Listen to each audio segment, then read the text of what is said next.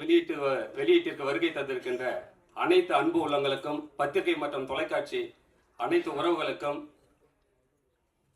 யாரும் சொல்றது தெரியல, ஜாம்பவான்கள். இந்த மழையிலையும் ஒவ்வொருத்தரையும் வந்து சாதாரணமாக சொல்ல முடியாது. அப்படியாப்பட்ட பொக்கிஷங்கள் எல்லாருமே அத்தனை பேரும் இந்த காத்த மழை கூட பொருட்படுத்தாம இந்த நிகழ்ச்சிக்கு இந்த நேரத்தில் வந்திருக்காங்கன்னா இதுதான் உண்மையான அன்பு. இங்க வந்திருக்கவங்க எல்லாருமே அன்புக்காக தான் வந்திருக்காங்க எல்லாருமே. அதனால எல்லாருக்குமே வந்துட்டு பெரிய நன்றியை தெரிவிச்சுக்கிறேன். எல்லாருக்கும் thank you sir, very very thank you sir. Valluvan ஆக்சுவலாக இந்த கதை ஒரு குரலோட பேஸ்ல பண்ணியிருக்கேன். கொலையிற் கொடியாரை வேந்தொருத்தல் பைங்குள் களை கட்டதனோடு நேர். ஒரு குரலோட பேசு. எவன் ஒருவன் நாட்டில் அநீதி செய்கின்றானோ அவனை கொலை செய்வது தர்மமாகுமே தவிர அதர்மம் ஆகாதுன்னு வள்ளுவர் சொல்றாரு. நற்பெயரை காப்பதற்கு தலைப்பெயரை எப்படி பிடிங்க எறியுமோ அதற்கு சமன்னு சொல்றாரு வந்துட்டு. ஆக்சுவலா இந்த பேஸில் தான் வந்துட்டு இந்த ஸ்கிரிப்டை வந்துட்டு த்ரில்லர் ஸ்கிரிப்டா, கமர்ஷியல் த்ரில்லரா எல்லாமே வந்துட்டு என்டர்டைன்மெண்டா இருக்க மாதிரி இந்த ஸ்கிரிப்டை வந்து ஸ்கிரீன் பிளே பண்ணியிருக்கேன். ஆக்சுவலா இயற்றப்பட்ட சட்டங்கள் எல்லாமே பார்த்தீங்கன்னு கேட்டா அண்ணல் அம்பேத்கர் சட்ட கடவுள்.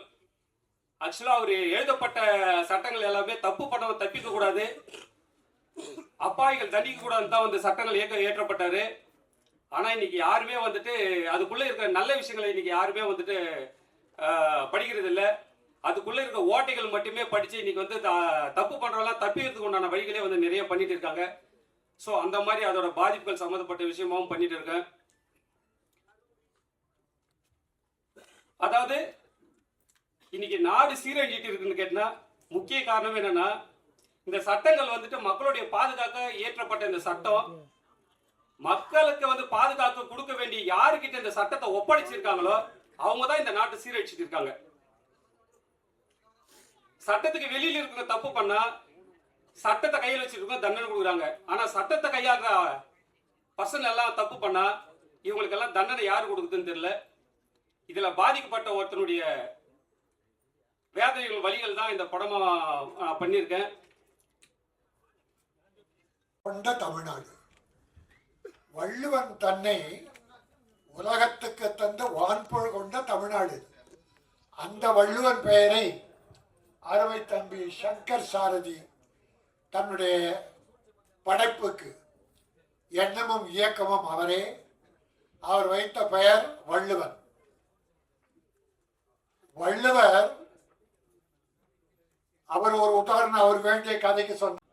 Audio launch la irkarada in the movie in quotas, and big thank you to my entire team, my producer Mr. Shail Kumar, Venkat sir, Bala sir, my director Shankar sir, my co-actor Chetan, Prem sir, and all the chief guests for taking their time out and coming here. So thank you everyone. Nandri. பத்திரிகையாளர், ஊடகவியலாளர்கள், இது போன்ற மேடையில் இருக்கின்ற வள்ளுவன் திரைப்படத்தின் கலைஞர்கள், தொழில்நுட்ப கலைஞர்கள், டெக்னீஷியன்ஸ், நடிகர்கள் அனைவருக்கும் என்னுடைய மாலை வணக்கத்தை தெரிவித்துக் கொள்கின்றேன். மிக ஒரு இனிய விழாவுக்கு என்னை அழைத்த சகோதரர் சங்கர் அவர்களுக்கு தென்னிந்திய திரைப்பட தொழிலாளர் சம்மேளனத்தின் சார்பில் நன்றிகளையும் வாழ்த்துக்களையும் தெரிவித்துக் கொள்கின்றோம். உண்மையா சொல்லணும், இந்த இன்விடேஷன் கொடுத்து சங்கர் என்னை இன்வைட் பண்ணும்போது என்ன படம் இது வந்து ஒன்றும் இதுவா இல்லையே அப்படிங்கிற இதோடு தான் நான் வந்து அந்த இன்விடேஷனை பார்த்து வந்தேன். ஆனால் ட்ரெய்லரை பார்த்த உடனே ஒரு பிரம்மாண்டமான ஒரு ஆக்ஷன் படத்தை பார்த்த மாதிரி வந்து மிக பிரம்மாண்டமாக இருக்கு. உண்மையிலேயே வந்து ஒரு கிரைம் த்ரில்லரை வந்து ரொம்ப அழகாக ரொம்ப பியூட்டிஃபுல்லாக இருந்தது. அதனால வந்து நீங்கள் வந்து இப்போ நான் திரைப்படத்துறையில் இருந்து எனக்கே வந்து அந்த படத்தை பற்றி ஒரு இது இல்லாத தெரியல இல்லையா. அதனால வந்து நீங்கள் முதல் செய்ய வேண்டிய வேலை என்ன, எந்த மீடியாவில் வந்து ரசிகர்கள்ட்ட போய் செலுத்த முடியுமோ அதை வந்து குறிப்பாக வந்து கொண்டு செலுத்தி இந்த படம் எது மாதிரியான படம் அந்த ஆடியன்ஸ் வருவாங்க. அப்போ வள்ளுவன்னா ஏதோ நீ வந்து ஒரு தமிழ் பற்றில் ஏதோ ஒரு படம் எடுத்துருக்க போகுது அப்படின்னு நினச்சி வராம விட்டுட்டாங்கன்னா அது நல்லா இருக்காது. அதனால வந்து நல்ல மிக பிரம்மாண்டமாக இருந்தது படம். வந்து டைரக்டராக வந்து நீ வந்து கமாண்டிங்காக இருந்திருக்க. ஏன்னா வந்து கேசட் ரிலீஸ் கூட ப்ரொடியூசர் கீழே உட்காருன்னு சொல்கிற அளவுக்கு உனக்கு வந்து ஒரு பவர் இருக்கு. வழக்கமாக டைரக்டர் கேசட் ரிலீஸ் கூப்பிட கூட மாட்டாங்க. ஆனால் நீ ப்ரொடியூசரை இன்னும் கண்ட்ரோலில் வச்சுருக்கேன்னா அது உண்மையாகவே வந்து ரொம்ப சந்தோஷமாக இருக்கு. உங்கள் தயாரிப்பாளர் சொன்னது ஒன்றும் தப்பு இல்லை. உண்மையிலே இது போன்ற தயாரிப்பாளர்கள் தான் இன்னைக்கு தமிழ் சினிமாவை வாழ வச்சுட்டு இருக்காங்க. இல்லைன்னா புதிய தயாரிப்பாளர்கள் தான் இன்னைக்கு தமிழ் சினிமாவை வாழ வைக்கிறவங்க புதிய தயாரிப்பாளர்கள் தான். கடந்த 10 ஆண்டுகளில் வந்து ஏறக்குறைய 2500 திரைப்படங்கள் வந்திருக்கு. இதில் வந்து 2100 பேர் வந்து புதிய திரைப்பட தயாரிப்பாளர்கள். அவங்க தான் எங்களுக்கு சோறு போட்டுட்டு இருக்காங்க. அவர் சொன்னது வந்து எந்த விதத்துலையும் தப்பு இல்லை. அவங்க வருவாங்க, ஒரு படம் எடுப்பாங்க, போயிடுவாங்க. ஆனால் படத்தோட வெற்றி கிடைச்சதுன்னா அந்த 2100 பேர்த்த குறைஞ்சபட்சம் வந்து ஒரு 1000 பேர் திரும்பி படம் எடுக்க வருவாங்க. இந்த 2500 பேர்ல ஏன்னா நான் 10 வருஷமா வந்து இந்த போஸ்ட்ல இருக்கேன், ஒரு பிரசிடென்டா இருக்கேன். அதனால வந்து எனக்கு வந்து ஓவரால் வியூ தெரியுங்கிறதால 2500 ப்ரொடக்ஷன்ஸ்ல 2100 ப்ரொடியூசர்ஸ் அந்த படத்தோட போயிட்டாங்க, மறுபடியும் வரல. திரும்பி 2வது படம் எடுக்கிறவங்க வந்து ஒரு 400 பேர் தான் 10 வருஷத்துல. அவங்க தான் திருப்பி 2வது படம் எடுத்திருக்காங்க. அப்போ ஒரு தொழிலோட வளர்ச்சி எப்படி இருக்கும்னா, அதே தொழிலில் வந்து நான் வந்து ஒரு படம் பண்ணுறேன். நான் 1991 நான் வந்து படம் ப்ரொடக்ஷன் பண்ண ஆரம்பித்தேன். 2005 வரைக்கும் தொடர்ந்து ஒரு 16 படம் நான் பண்ணிகிட்டே இருக்கேன். அப்போ என்ன மாதிரி வந்து எப்போ நான் படம் பண்ணிகிட்டே இருப்பேன், தொடர்ந்து அந்த படத்தில் லாபம் வரும்போது இல்லை வந்து என்னால் படம் எடுக்க முடியும் நிலைமை இருந்தது தான். ஆனால் இன்னைக்கு வந்து அது போல் இல்லை. உண்மையிலே வந்து ராஜா சொன்னார் இல்லையா, நான் போகும்போது 7 பேர் இருந்தாங்க, 12 பேர் இருந்தாங்க. அந்த நிலைமை மாறி திரைப்படங்கள் வந்து மிக பிரமாண்டமான வெற்றி அடைத்து 3 விஷயம் தான் வேணும். ஒன்று, எல்லாரும் திரைப்படங்களை பார்க்கக்கூடிய ஒரு வசதி இருக்கும். எந்த ஆடியன்ஸுக்காக படம் பண்றோமோ அந்த ஆடியன்ஸுக்கான படங்கிறத முதல்ல நம்ம தெரிவு பண்ணிடணும். உங்க படத்தை பார்க்கும்போது உண்மையிலே ஒரு ஹீரோ ஹீரோயின் பிளசண்டா இருக்கும். Chetan, all the best. நீங்களும் வந்து உங்களோட ஸ்மைல் நல்லா இருக்கு, பிளசண்டா இருக்கீங்க.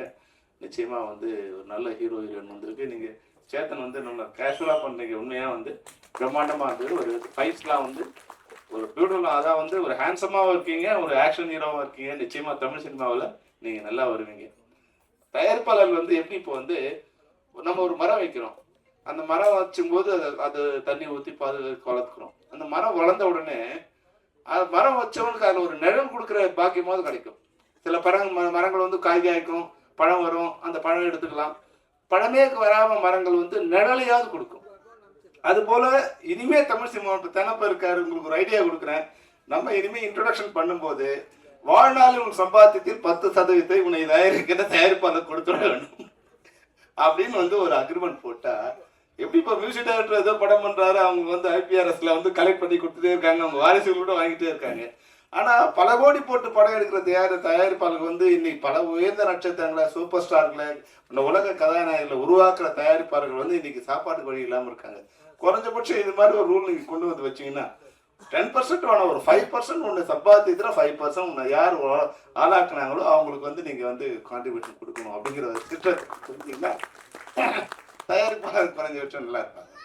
ஆனா இந்த படத்தோட கண்டென்ட் வந்து சொன்னார் வந்து உண்மையான வந்து ஒரு விஷயம் என்னன்னா, இன்னா செய்தாரை ஒருத்தில் அவர் நன்னயம் செய்துவிடும். இது யாருக்கு?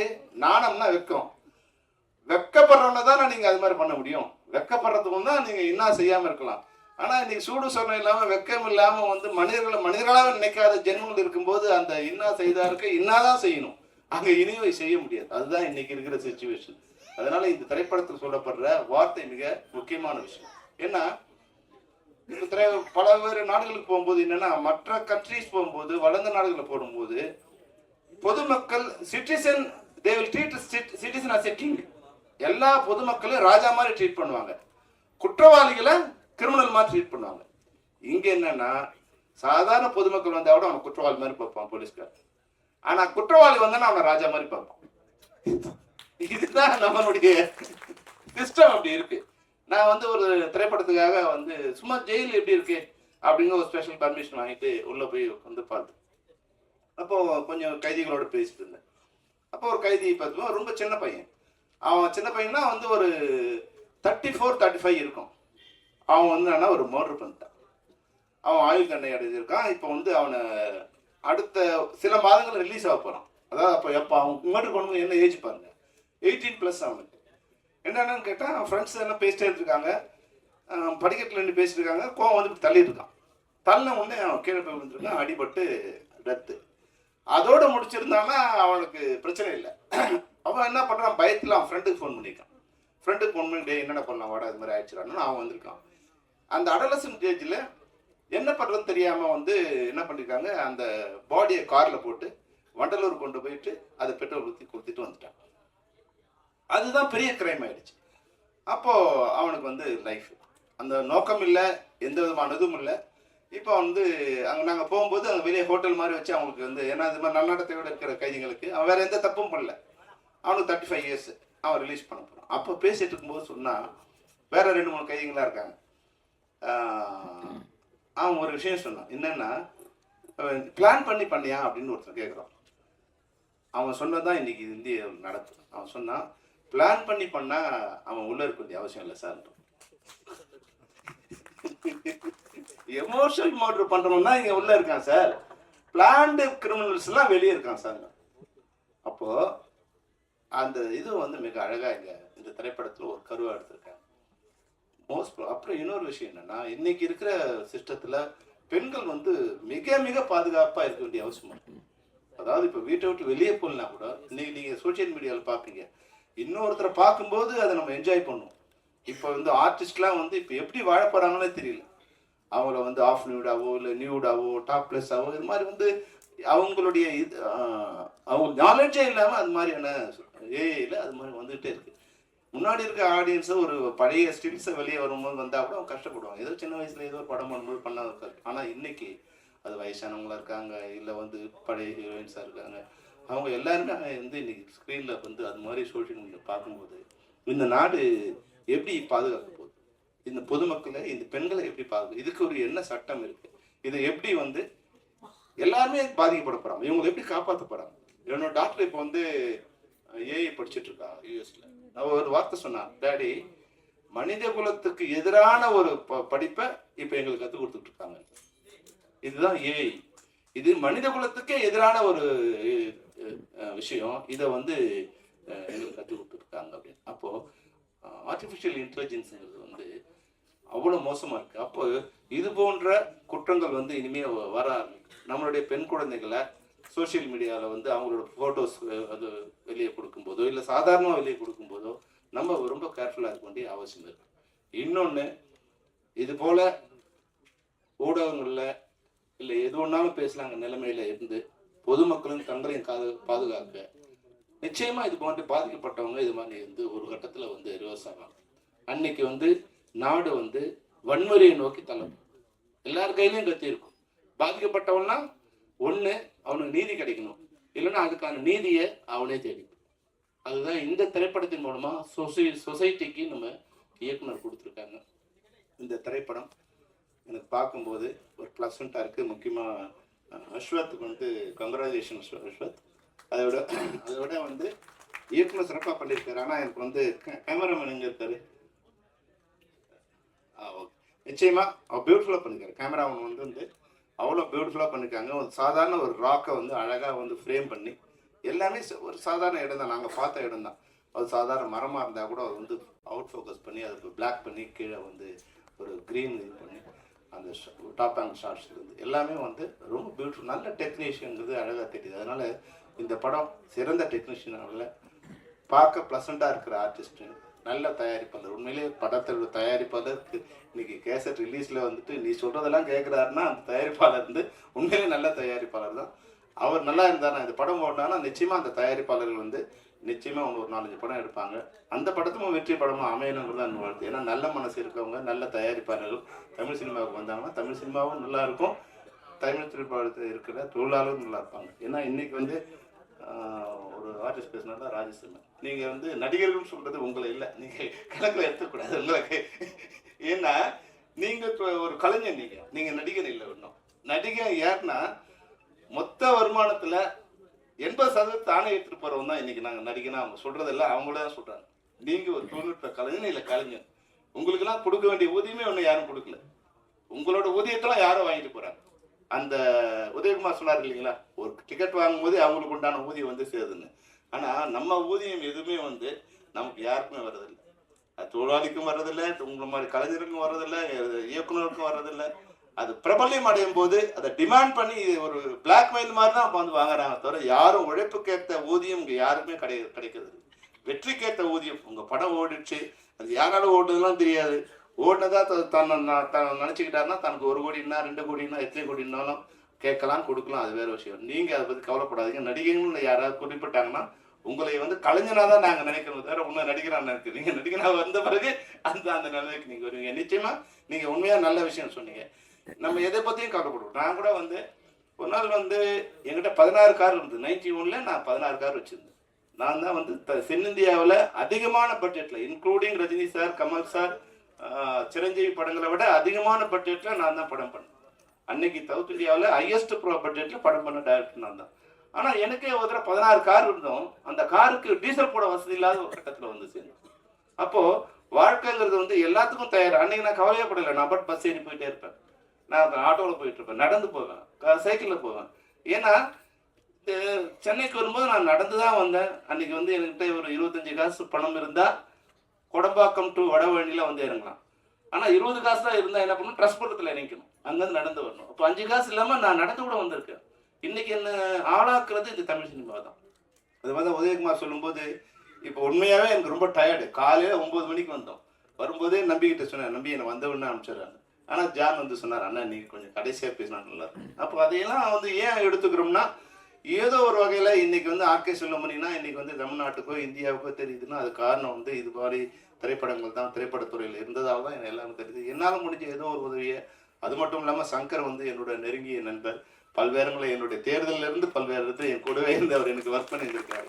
அந்த வகையில் இந்த அடாது மழை பெஞ்சாலும் உள்ள வரும்போதே எனக்கு ரொம்ப சந்தோஷமா இருந்தது. என்னன்னா வெளியே வந்து பழைய காலத்தில் வந்து சினிமா தட்டில் வந்து எப்படி வந்து 2 வீலர்ஸ் ஃபுல்லாக கியூ கட்டி நிற்குமோ அது மாதிரி வெளியே ஃபுல் கியூவில் இருந்தது.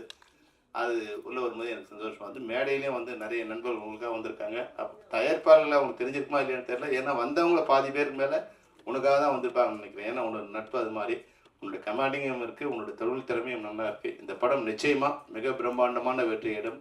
அந்த வெற்றிக்கு என்னுடைய அச்சாரமான வாழ்த்துக்களை தெரிவித்துக் கொள்கிறேன். தயாரிப்பாளர் வந்துட்டாரா?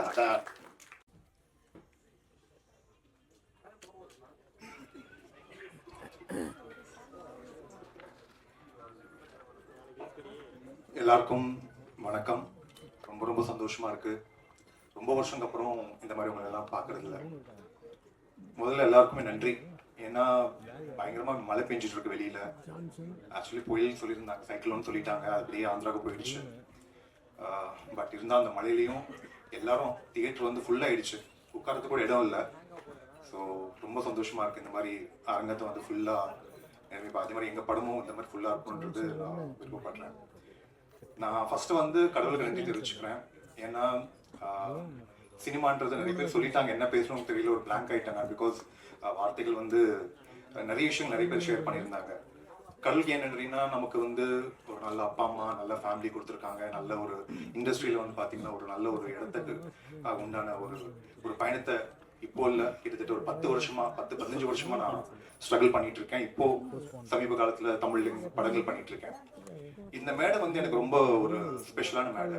எதுக்குன்னா, என்னோட முதல் படம் ஹீரோவா நடிச்சது வந்து கருங்காலி இருக்கும். ஒரு 10 வருஷம் இருக்கும் நினைக்கிறேன், 10-12 வருஷம் இருக்கும். கலைஞம் சார் என்னை இன்ட்ரடியூஸ் பண்ணாரு ஹீரோவா. ஆக்சுவலி பார்த்தீங்கன்னா அதுக்கு முன்னாடி பிவாசு சார் தான் சைல்ட் ஆர்டிஸ்டா மணி சார் படத்துல தான் ஒர்க் பண்ணேன். ஹீரோ வந்து பார்த்தீங்கன்னா கலைஞம் சார். இதே இடத்துல தான் பாலு மகேந்திர சாரும் அமீர் சார் எல்லாருமே வந்து ஜெயம் ரவிலாம் வந்து இதே இடத்துல தான் அதே மாதிரி தான் ஃபுல்லாக இருந்தது. அதுக்கப்புறம் நான் சிவப்பு மனிதன் படத்தில் வந்து இதே மேடையில் தான் நாங்கள் சக்ஸஸ் மீட் செலிப்ரேட் பண்ணோம். ஸோ விஷால் அண்ணா, நான், திரு எல்லாருமே. அதுக்கப்புறம் உங்களெல்லாம் பார்த்ததுல வந்து ஜென்டில்மேன் 2 அந்த படத்தோட லான்ச்ல கேடி குஜமோகன் சார் படத்தில் ஹீரோ நடிச்சிட்டு இருக்கேன். அப்போ உங்களெல்லாம் பார்த்தது ஆல்மோஸ்ட் 1 இயர் இருக்கும். அந்த படம் ஷூட்டிங் போயிட்டு இருக்கு. ஸோ இந்த கேப்ல வந்து பார்த்தீங்கன்னா என்னோட படம் வள்ளுவன். இந்த படத்துல வந்து ஒரு எப்படி சொல்றது, ரொம்ப சந்தோஷம். ஒரு கதாநாயகனா நடிக்கிறது அதுக்கு ரொம்ப ரொம்ப ஹாப்பினஸ்.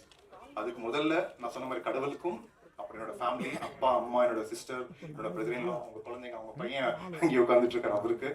அதுக்கப்புறம் என்னோட டைரக்டர். ஸோ டைரக்டர் கூட்டு வந்ததுக்கு நான் ஃபர்ஸ்ட் பர்சனல் ஒரு தேங்க் பண்ணிக்கிறேன். அவர் வந்து மிஸ்டர் ஜெய்வேல் சார், என்னோட அப்பாவோட ஃப்ரெண்ட், எனக்கு ஃப்ரெண்ட். ஜெய்வேல் சார் ஒரு மேடைக்கு வரணும் சார், நீங்க ப்ளீஸ், நீங்க வரணும். ஒரு நிமிஷம் வாங்க ப்ளீஸ், வரணும், கண்டிப்பா வாங்க ப்ளீஸ், வாங்க. வாங்க வாங்க ஜெய்வேல் வாங்க வாங்க. ஏன்னா ஜெய்வேல் சார் வந்து இந்த படத்துக்கு வேற ஹீரோ கிட்ட கதை போயிருந்தது. பட் போனாலும் பட் அவர் சார் பிஸியா இருந்ததுனால ஒரு அப்புறம் என்கிட்ட வந்தது. அந்த நான் ஹைதராபாத்ல ஒரு படம் ஷூட் பண்ணிட்டு இருக்கும்போது ஜெய்வேல் சார் தான் இந்த மாதிரி நம்ம ஃபேமிலி இருக்கான், ஸோ நம்ம பையன் ஸோ அப்படின்னு சொல்லி சங்கர் சார் கூப்பிட்டு வந்தாரு. ஒரே நிமிஷம் அவருக்கு நான் இந்த வாழ்க்கை